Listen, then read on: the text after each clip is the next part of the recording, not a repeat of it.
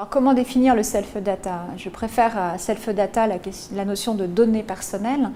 Et pour moi, la donnée personnelle concerne toutes les données que l'on peut produire soi, mais pour lequel aussi on peut obtenir un contrôle de ces données et on peut les manipuler à des fins qui nous sont propres.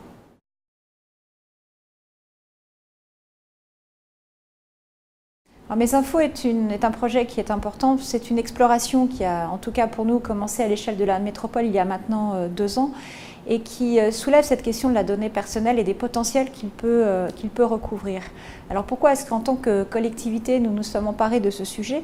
Tout d'abord parce que nous avons fait le constat, après 7 années d'engagement dans une démarche de ville intelligente avec des grands projets qui ont atterri sur notre territoire, nous en avons plus d'une centaine, que bien souvent nous rencontrions des freins et des peurs qui concernaient justement cette question de la donnée.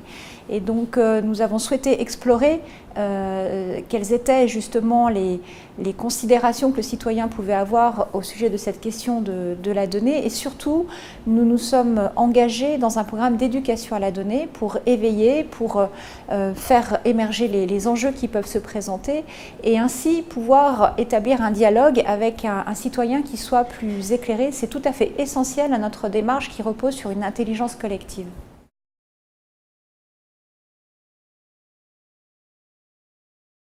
Notre conviction, c'est que l'acteur public, qu'il soit État, collectivité, en particulier d'ailleurs à l'échelle des villes qui sont des bassins de vie et des lieux où se créent les richesses et où cette question de la transformation du numérique est extrêmement prégnante, c'est que l'acteur public a un rôle tout à fait particulier à jouer dans ce monde du numérique qui est en train de se façonner. Tout d'abord en tant que tiers de confiance. Aujourd'hui, nous voyons que ces nouvelles plateformes, ces places de marché, qu'il s'agisse d'informations ou de services, sont quelque part des espaces qui pourraient être communs. Et en tout cas, nous avons un parallèle très fort à faire entre ce que nous connaissons et puis ce monde qui s'annonce.